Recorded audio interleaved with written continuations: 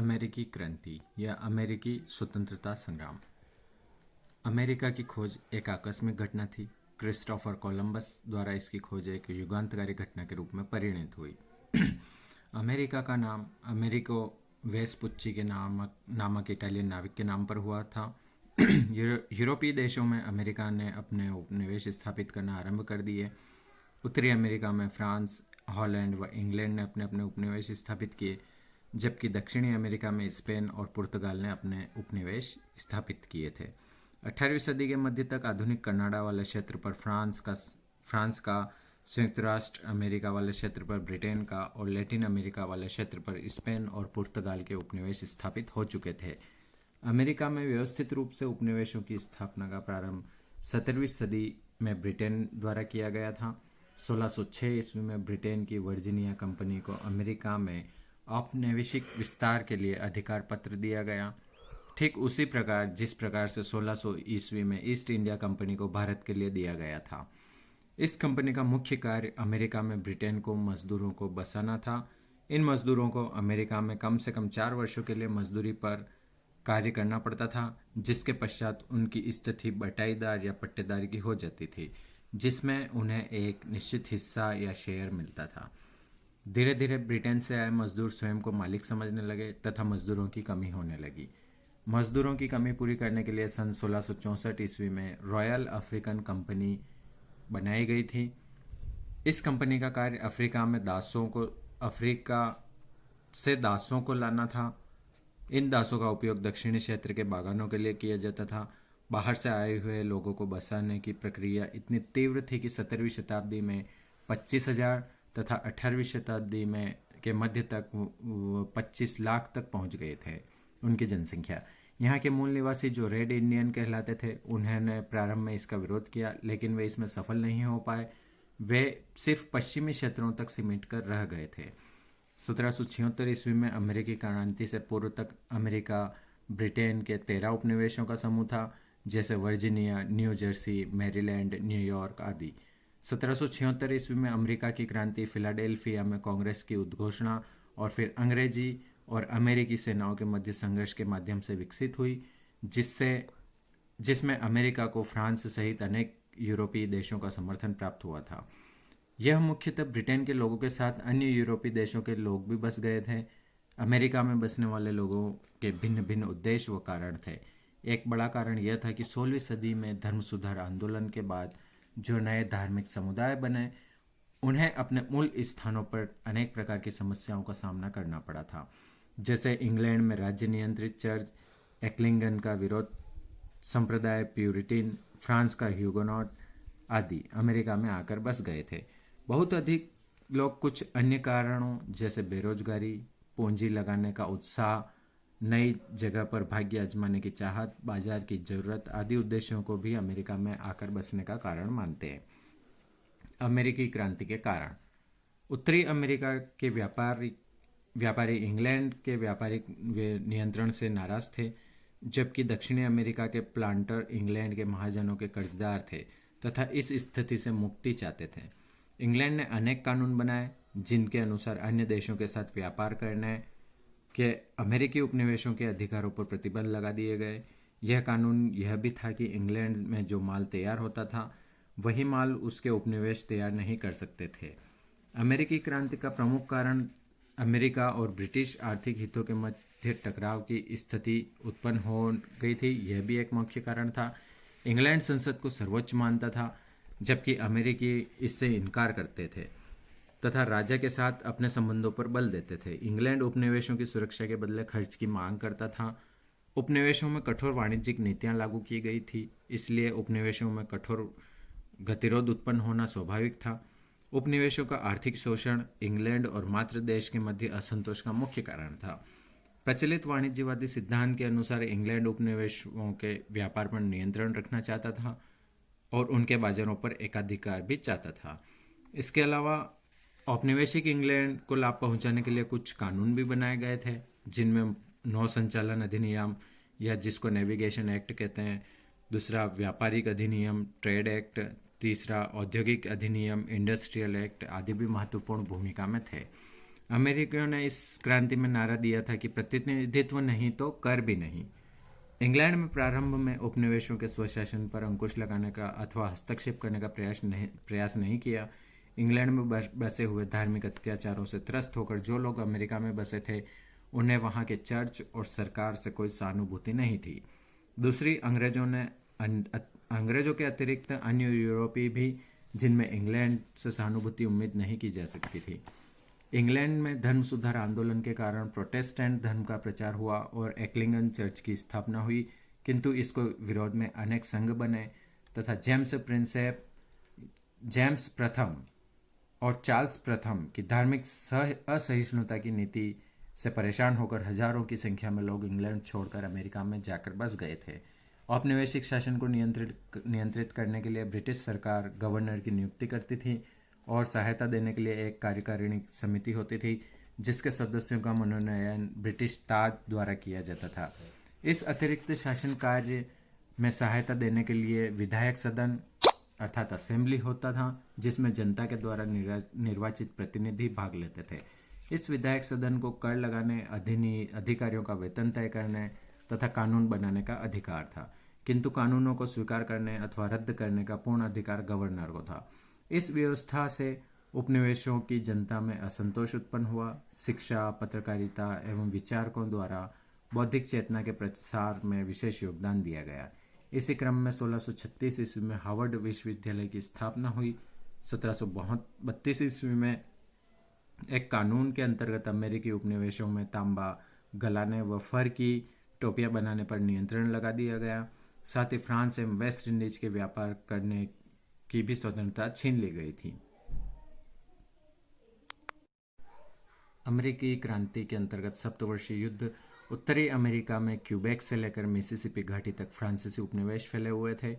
इस क्षेत्र में ब्रिटेन और फ्रांस के हित टकराते थे। फलतः 1756 से 63 ईस्वी के बीच दोनों के मध्य सप्तवर्षीय युद्ध हुआ। सप्तवर्षीय युद्ध का एक महत्वपूर्ण प्रभाव यह रहा कि इंग्लैंड ने उत्तरी अमेरिका में मिसिसिपी नदी से लेकर अलेगनी पर्वतमाला तक के व्यापक क्षेत्र को अपने नियंत्रण में ले लिया था। इस कारण अमेरिकी बस्ती के निवासी अपनी सीमाएं अब पश्चिम की ओर बढ़ाना चाहते थे और इस क्षेत्र में रहने वाले मूल निवासी रेड इंडियंस को खदेड़ देना चाहते थे। इसके परिणाम स्वरूप वहां संघर्ष हुआ। अतः इंग्लैंड की सरकार ने 1763 ईस्वी में एक शाही घोषणा द्वारा फ्लोरिडा, मिसिसिपी आदि पश्चिमी क्षेत्र के रेड इंडियंस के लिए सुरक्षित कर दिए। इससे उपनिवेशवासियों का पश्चिम की ओर प्रसार रुक गया और वे इंग्लैंड की सरकार को अपना शत्रु समझने लगे। ग्रैनविल की नीति। 1760 ईस्वी में ब्रिटिश शासक जॉर्ज तृतीय इंग्लैंड के सिंहासन पर बैठे। उसके इंग्लैंड की संसद को अपने कठपुतली बनाए रखने का सफल प्रयास किया तथा औपनिवेशिक कानूनों को कठोरता से लागू करने की बात की। इस समय ब्रिटिश प्रधानमंत्री ग्रैनविले थे, जिन्होंने इसका समर्थन किया। ग्रैनविले ने करों को बढ़ाने के लिए नवीन योजना प्रस्तुत की, जिसके अंतर्गत उसने जहाजरानी कानूनों को सख्ती से लागू किया तथा उपनिवेशों पर प्रत्यक्ष कर लगाने की बात कही। इसी संदर्भ में उसने शुगर एक्ट 1764 ईस्वी में, स्टाम्प एक्ट 1765 ईस्वी में, करेंसी एक्ट 1764 ईस्वी में तथा क्वार्टरिंग एक्ट 1774 ईस्वी में लागू किए। Sugar act